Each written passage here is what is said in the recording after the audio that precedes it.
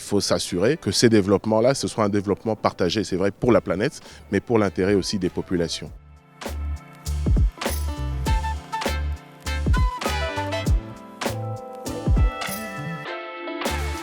C'est quelque chose de profond. Pourquoi? Puisque le Congo, comme vous le savez, c'est 70% des réserves mondiales du cobalt. Donc c'est en plein dans la transition énergétique, puisque c'est un élément central à la fabrication des batteries, par exemple.